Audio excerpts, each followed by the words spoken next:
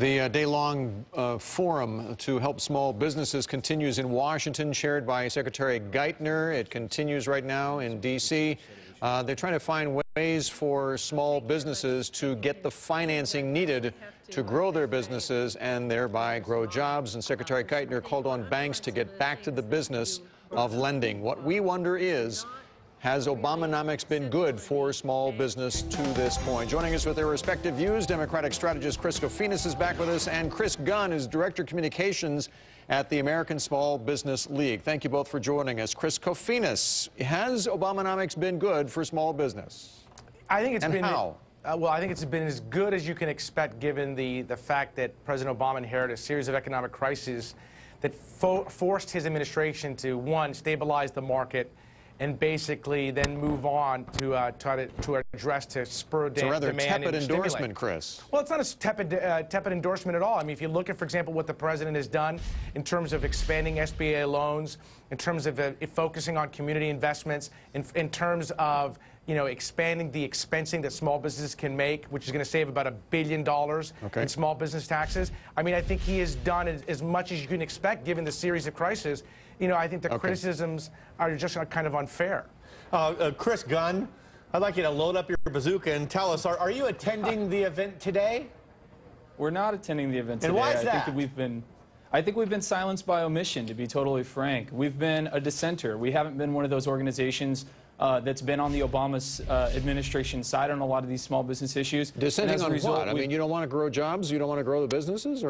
No, actually, what's there to differ? Actually, we do want to grow jobs. We just don't think the Obama administration has done a very good job of implementing policy or legislative reforms that would do that. The focus hasn't been on small business. The rhetoric has, but the action hasn't followed it. You also think he has not made good on some of the promises that were made on the campaign trail, but that's not unusual sometimes when a president does get into office.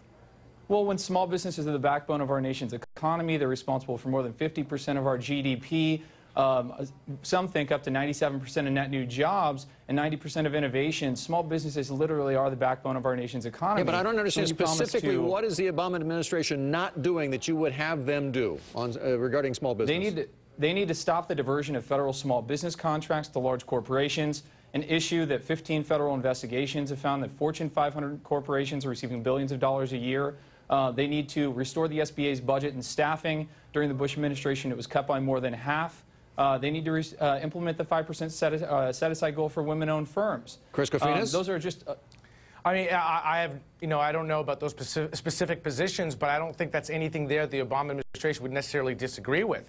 I mean, I think when you kind of, again, step back and look at the facts of what this administration has had to deal with, does everyone realize, Democrats, Republicans, that small businesses are the engines of our economy? Of course. That's going to create the next generation of jobs? Of course.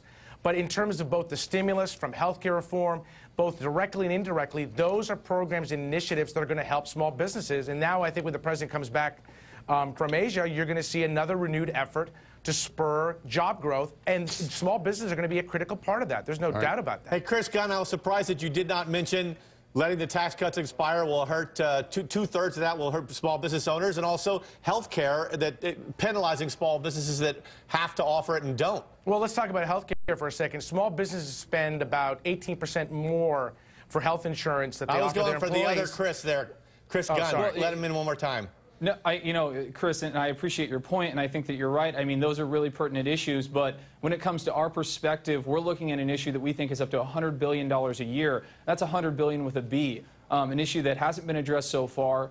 During the transition period, Obama's transition team said that every $1 billion spent on federal infrastructure projects would create 40,000 jobs.